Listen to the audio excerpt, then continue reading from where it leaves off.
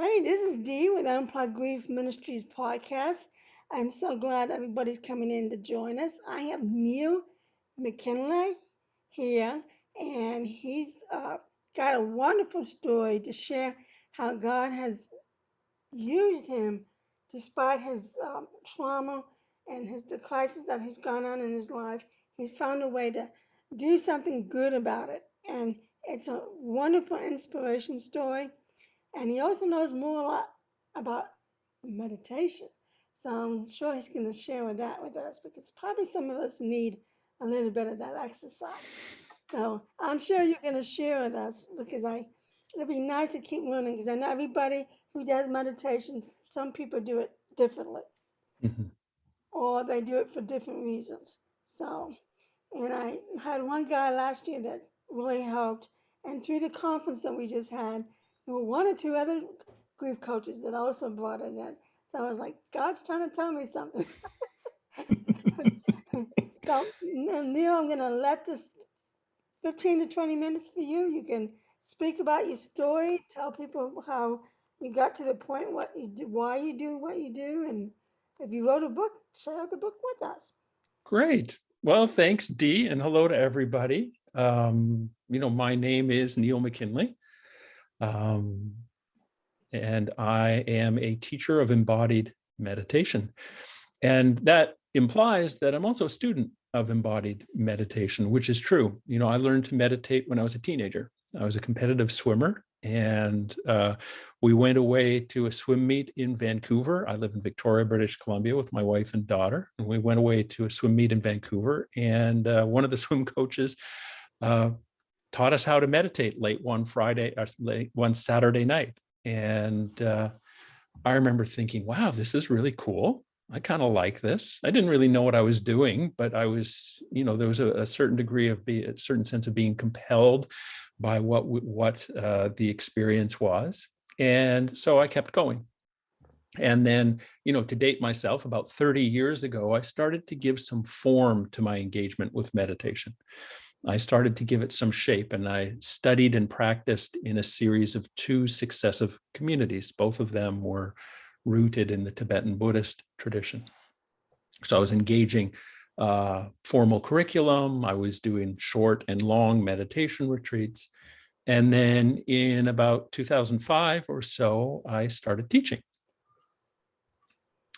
So somewhere around about 2016, I'm moving forward about a decade now, sometime around 2016, my relationship with the second of the communities that I mentioned a few moments ago, my relationship with that community started to fray at the edges. I started to feel uncomfortable with the way the leader was treating his close students. It was just like a niggling in the back of my mind. And then in 2018, I became part of an inner circle of the senior most students who were gathering together for a particular purpose, and my discomfort really intensified. I often tell people it was like a Yellow Brick Road moment for me. It was like, or a Wizard of Oz moment for me, sorry. It was like I reached the end of the Yellow Brick Road and I walked up into the wizard's castle and we pulled back the curtains. And I really didn't like what I saw. It became apparent that in spite of what I had been told myself, in spite of what I believed, and in spite of what I, as a leader and a senior person in this community, had told countless others, that what was driving that community at the end of the day didn't seem to be the teachings. It didn't seem to be the practice. It didn't seem to be the well-being and development of the students. What seemed to be driving the situation to my eye was the wants and the whims of the leader. And the extent to which the situation went to assert those whims and those wants was really quite appalling to me. I've told people that I started to see that it was an environment characterized by manipulation, characterized by a disempowerment, and characterized by disrespect that I could say it went so far as near contempt for the lives of his most senior students, the people who had been working with him for the longest period of time. And so that was 2018. 2019, through the whole of the year, I struggled. There was this tremendous sense of dissonance. It was like knuckles rubbing up against themselves or one another. On the one hand, there was what I thought the community and the situation was. And on the other hand, there was what I was now seeing the community and the situation was. And the rub was so intense that at a certain point, I became so mentally and physically compromised. I was depressed. I wasn't sleeping. I wasn't eating well. My stomach hurt all the time. It felt like my nervous system was on alert 24/7. So at a certain point, I had to leave. 20 years in this organization, this community with this particular leader, and I had to leave. And so in February of 2020, I finished my last major program. I tied up loose ends with people who had been in touch with me. I tried to contact the leader directly, and February 2020, I just walked. I left. And while it was a tremendous relief to leave, I think I slept 12, 14, 16 hours a day for numerous days on end. Well, it was a tremendous sense of relief that came with leaving this situation. The sense of loss was overwhelming. I'd been part of this situation for 20 years. I lost a community. I lost a path. I lost peers. I lost a livelihood because I'd given the previous 8 years or so to, in large part, teaching within that context. I lost trust. I lost confidence. And I had no idea what to do with all this loss. I had no idea what to do with this grief. And so I walked around a lot. I stared out the window a lot. I laid on the floor a lot, and I actually meditated. And, understandably, I think a lot of my former peers, people who had, I'd known, stood shoulder to shoulder with for many years, and then who had also stepped away. A lot of my former peers stepped away from the practice practice of meditation when they stepped away from the community, when they stepped away from this leader, which again, I really understand. For whatever reason, I stepped towards it a little bit. The way I practiced meditation got a little bit simpler, a little less expectant, a little less demanding, a little more curious and exploratory than I'd engaged in the years previous. But I meditated more or less every day. And as I settled into this loss and settled into this grief, I found a kind of knowing, a kind of wisdom was waiting for me. A kind of wisdom and kind of knowing that was lingering in this state of not having a clue of what to do. Now, anyone who's familiar with Buddhist meditation might not be surprised at this. I mean, I've just offered, in different words, a fairly traditional description of meditation as consisting of two phases.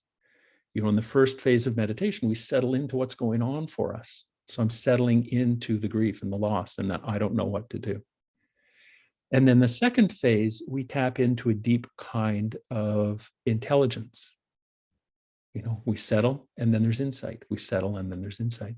What shocked me in this situation, though, Dee, was that the experience seemed to contain a third phase, one in which the insight that was arising out of the settling, the knowing, the intelligence that was expressing itself out of the settling actually had something to say about how I might be in the world, what my next step might be, where I might go. Which is what I started to do because I had no idea what else to do. I was so lost. So if what arose in meditation practice was a sense of I need to rest, that's what I did. I rested. And if what arose was a sense of I need to reach out to someone, I reached out. If what arose was I'm really struggling, I need some trauma therapy, that's what I did. And I got a lot of trauma therapy, still do, working through this.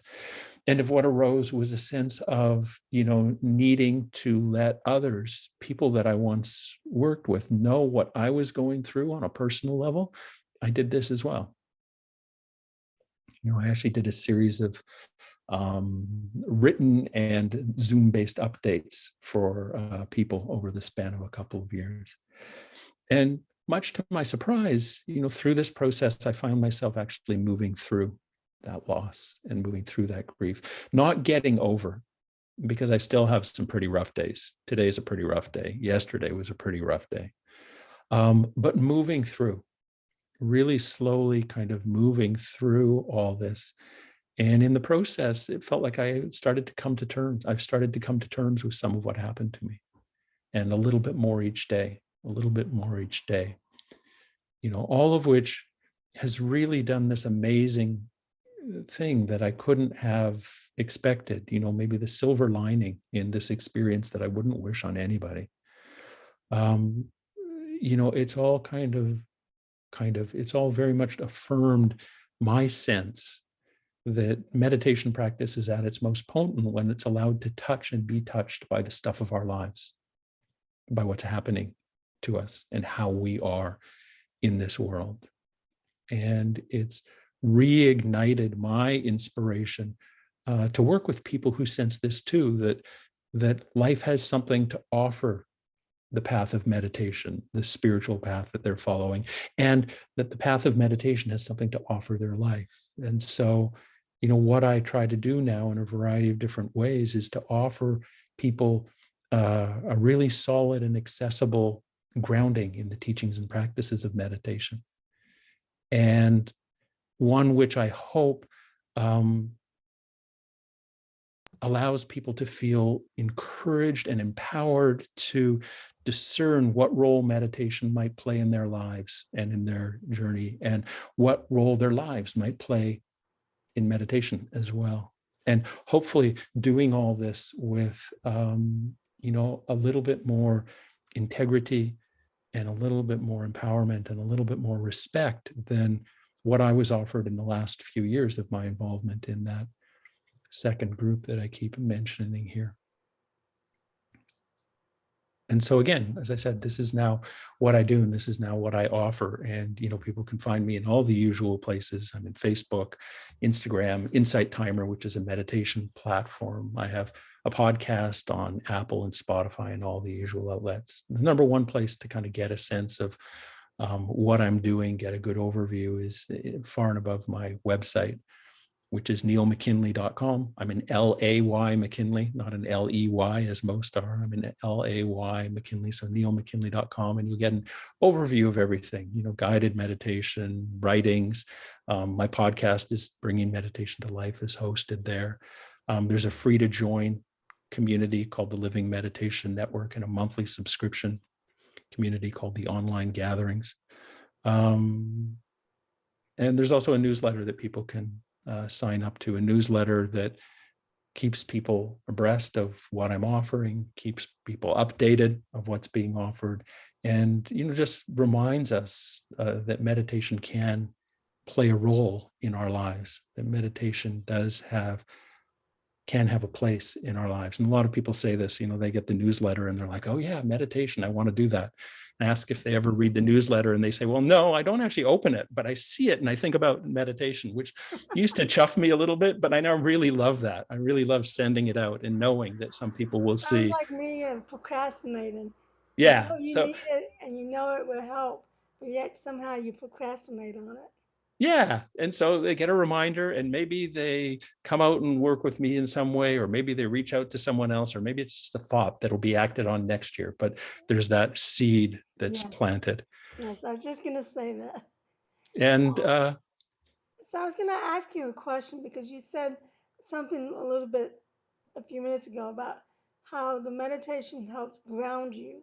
So that, that might ground, does it also ground you with the anxiety?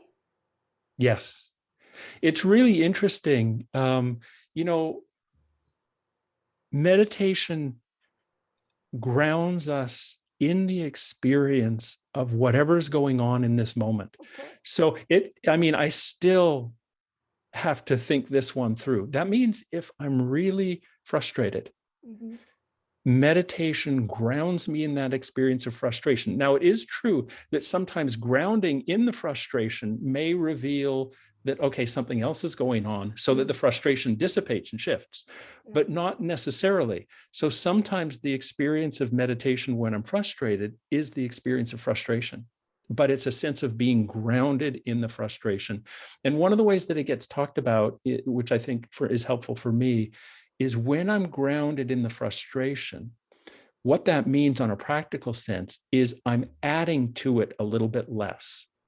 Meaning, because I'm grounded in the experience, the visceral experience of being frustrated, I'm a little less engaged with adding my commentary to it. Well, why am I so frustrated? This always happens to me.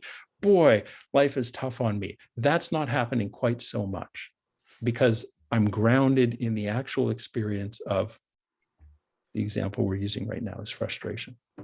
So yes. So I think that would probably be really beneficial to me. Not be my anxiety is not always obvious to people like it would be to me, but probably what would maybe more obvious is a little bit um, signs of depression. Mm-hmm. Mm-hmm. So, and it's like I don't want to go there, but sometimes I think depression may not necessarily have to do with my grief. Mm-hmm. And may Yeah. have to do something else that's going on, like you said, at the moment. Yeah. And I'm really good in hiding it. I feel the depression when I'm home, but as soon as I walk out that door, I don't know why we do this, why we think we have to hide our depression. And I Yeah. guess because of that stigma that's out there. Some of my depression may be something to do with my grief. But Mm-hmm. also, it may have something to do with my financial issues Yeah. or the fact that I can't, everybody around me is finding jobs with no problem. But when I for some reason can't get a job. So I think that's where the most depression is. Why can't I get a job? Why can't I find a job? I want to work. Yeah. It's like, I, I don't know if it's like, okay, God, what are you trying to tell me? Where you leading me? That door seems to not want to open. Mm. It stays Yeah. closed when everything else opens. Yeah. Well, maybe I'm wearing blinders and I just don't see. And maybe doing the meditation will help me take off those blinders. Well, one of the things, speaking specifically to depression, which is an experience I know to some extent, one of the ways that I find meditation is helpful with that experience is the experience of grounding in my depression actually loosens up the hold of the experience a little bit. And so what the depression is starts to move again. For me, where I start personally, where I begin to have a lot of struggles when I'm depressed is when I kind of freeze up with it all. Yeah. You know, I get stuck in that quicksand. And so sometimes meditation practice through the act of coming back to my immediate experience and just being present to, frankly, what I don't want to be present with, I'm so depressed. Yes. Um, it loosens up the frozenness of the experience and lets it start moving, which is really helpful. Now, the other thing that sometimes happens when I meditate is that, I follow all the instructions the way I'm supposed to, and the movement doesn't come. And one of the benefits in this for me is it suggests, after a little bit of time, okay, Neil, maybe meditation isn't the most appropriate tool right now. Maybe you need another modality to work with this, which is really helpful for me to kind of, okay, meditation is not the thing right now. I need to find some other. So in a sense, your blinders are being taken off at that moment. Yeah, yeah, yeah. I think that's a really interesting way of framing my own experience through this loss and grief that I was talking about. Is it often feels like blinders being removed. I sit down, I meditate, and then there's a sense of like, oh my gosh, I need to rest. And that sounds really like a kindergarten level thing, but the level of loss and the level of grief and the level of I don't know what to do that I've experienced the last couple of years has at times been so significant that I don't see that I need to rest. Yeah. I'm just caught up in the loss and the grief and the I don't know what to do. And so that's a really great way of describing it. The blinders come off and it's like, oh my gosh, I'm so tired. Or, oh my gosh, I need someone to talk to. Or, oh my gosh, I need trauma therapy. You know, those examples that I mentioned earlier. Those are all blinders coming off and something being revealed. I often talk about that as the revelatory quality of meditation, something being revealed. Mm. That's a good. So, can you, like, within the next 5 or 10 minutes, share with us the different types of meditation? Because I know you talked about, I think at the beginning, about embodiment Yeah. meditation. So, explain that a little bit, because I want to make sure I understand that. Yeah. Well, every form of meditation that I'm aware of, and I need to be clear, I'm not aware of every form of meditation. So, every form of meditation that I'm aware of has this central dynamic where we take our attention, our normally wandering attention that's going all over the place. Yeah. We take our attention and we bring it back to something. Yeah. So maybe we bring it back to a candle or a visualization or a blue dot on the floor or a quotation or a sound. Like when you're using mantra meditation, people repeat a sound, om, their attention's on the sound. Okay. Every form of practice that I'm aware of does that. Meditation practice that I'm aware of does that. It has that dynamic at its core. With embodied meditation, what we're doing is we are deliberately and repeatedly bringing our attention back to some aspect of embodied experience. And so, what does that look like? Well, it's really simple. I mean, you asked if we could do this in 5 minutes. I think we can. What does that's the theory that I've just offered. What does that look like in practice? Well, all we need to do is just sit the way we're sitting right now and be quiet, be still for a moment. Just let ourselves slow down.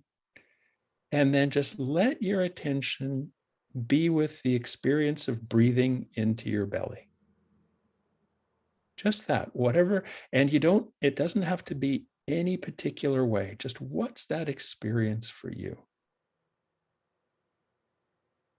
And if your mind wanders away, if your attention goes to, what's for dinner, welcome to the human race. My mind just went there too. So all we do is just relax and bring it back.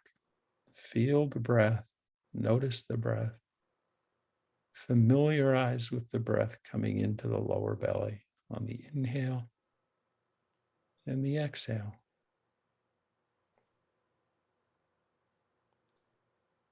And so again, we have this central dynamic in meditation of placing our attention somewhere. In embodied meditation, we place it in some aspect of embodied experience. In this practice, we're placing it on the breath in the lower belly.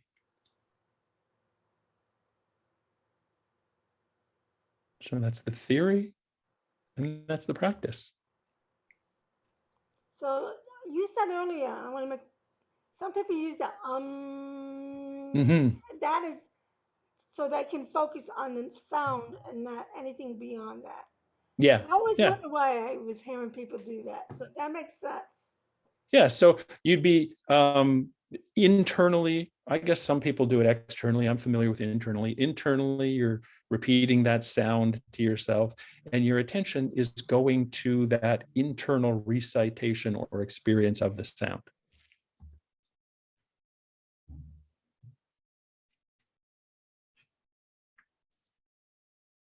Oh, D, you've muted. I There think you it's go. funny how Zoom is now sending you notices like the meeting will end in 10 minutes. They're trying to make you buy the extra time. So I really do appreciate you, Neil, for coming in and sharing your story and the your purpose of why you're doing this, um, and how it has helped you and how it's helping others. And I think what I'm going to try to do in the morning with my devotions is to do the meditation, then do my devotions, because by then I would have grounded myself, you know. Yeah, yeah. I mean, I think that's a really, skillful and appropriate way of folding, meditation practice into, the work you're doing. That sounds wonderful. That's And I what. mean, I do something similar if I'm sitting down to read, because I do like to, kind of sit quietly and read. And actually, my current reading is Kathleen Norris's Amazing Grace. And so yeah, I love Kathleen Norris. Before I sit down, before I start reading, I do exactly what you just mentioned. I sit down, I just spend about a minute or two, just what we did right now, letting my attention settle. So I'm a little bit more open and receptive to what wants to come through her words, because her Mm-hmm. words, in my experience, are very powerful. Mm-hmm. Yeah. And one of the things I like to consider of doing is putting you on the list of being a guest speaker at our next conference. Um, we have a date, we just don't have a location yet. So Hmm. um, it's a I'd matter. love to be considered. Or if you don't publicly do it, what our plan is to do a big seminar, but we're also thinking about doing workshops. Hmm. So maybe a workshop, but we're also thinking about setting up booths too. So you may be able to set up a booth as well, and that way, when you're not doing your workshop, you can be at your booth and you know sell yourself, sell the work you do. Hmm. I'd love to be Invite kept in people to that come loop. in. Thank you. So I'm hoping we're gonna do it here in Orlando because number one, it's cheaper to fly in, and the hotels are a little bit cheaper, and then we have a tourist area. But Hmm. we're looking at other cities too, but New York and LA is not one of them. So Hmm. we're trying to keep the expense down. Yeah, Some cities, understood. some cities it's way too expensive to be there. So, um, but anyway, I think it'll be great. I'm gonna add you to my list, and when it's time for us to start planning speakers and workshops, I'm gonna bring up your name, and I think it'll be a good thing as a workshop. I think we're gonna do workshops like 1 or 2 hours, Hmm. so that would be a good depth, of teaching people. That really helped me and to really figure out how I do need to ground myself. Because I know I tell myself, depends the situation, I constantly have to tell myself, it's okay, nothing's gonna happen, it's okay. And then take those few deep breaths, which I happened to help a lady I was taking care of at one point who had Alzheimer's. And at her beginning stage, she would have a lot of anxiety because she knew that even though she had that Alzheimer's, she still had the back of her head of memories of other things. But Hmm. she had just saw her mother die from it. So she knew what was going to happen. So it was giving her anxiety. So thankfully, I understood the deep breaths. And I would tell her, Judy, just say, it's okay. It's okay. Take Hmm. a few deep breaths. And then she would calm down a little bit. And I think it just scared her because she knew what was going to happen. She didn't want it to happen. She didn't want to become a burden to her children. But it took her, after when my cancer came back and I had to leave, when the new person came in, she really progressed quickly after that. And sadly, she passed away. But um, I remember just her just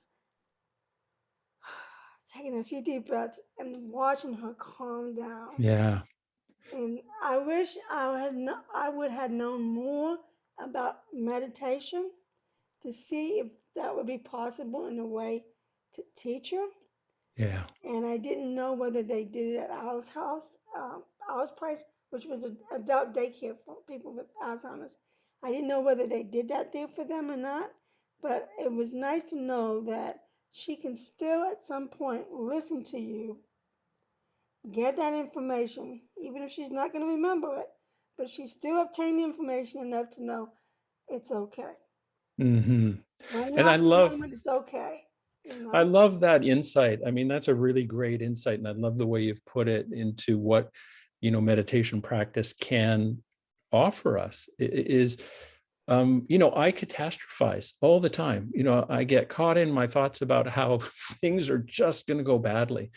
And, this last couple of years has provided me ample opportunities to do that. And when I meditate, I come back, I settle, I use your word, I ground myself, And it's really helpful to realize in that grounding that, yeah, okay, I've gone through a lot of loss. And okay, I'm really grieving. My heart's broken. And okay, I don't know what's going to happen next. But these other four things that I'm worrying about, they're actually not part of the picture right now. You know, those are things that are not what's going on right here, right now. Mm-hmm. And it allows me a little wiggle room to, you know, kind of relax and be okay for a moment or two. Yeah.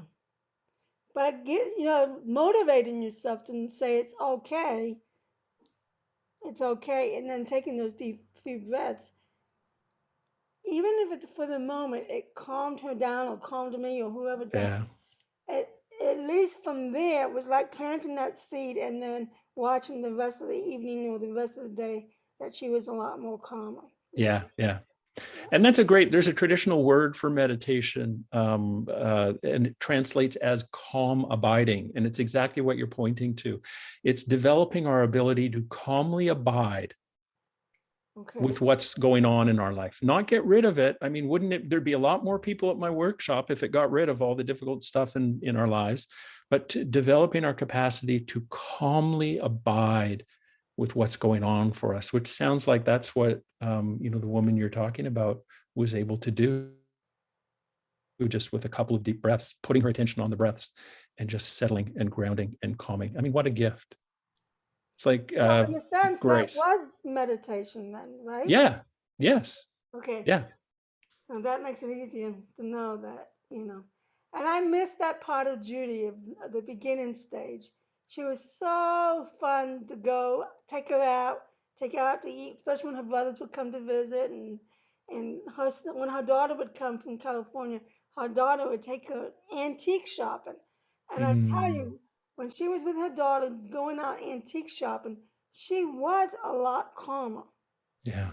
She was a lot calmer. So there was something also about being with her daughter Yeah. and being antique shopping. She just loved antique shopping.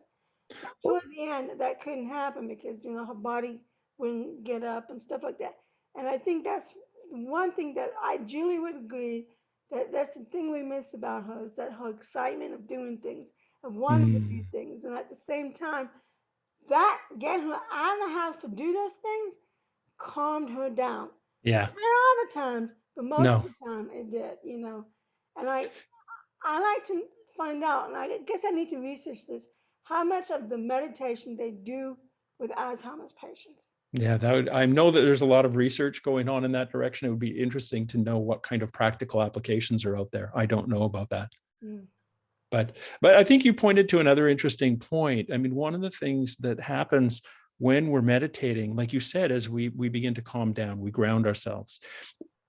Because of this, we also become familiar with what it is to ground ourselves, and we begin to recognize that there are other activities in our life that have the same effect. And we can begin to cultivate those activities in our life as well as a meditation practice if we're inspired in that direction. Yeah. Yeah. So Well, Neil, I really appreciate you being here. So, mention your website again. neilmckinlay.com, and I am an LAY McKinlay, so it's McKinlay, neilmckinlay.com. Okay. And for anybody, because I know we only have a few minutes left, so anybody who's really interested in getting into that meditation mode that Neil teaches, reach out to him, and he's will be more than willing to help.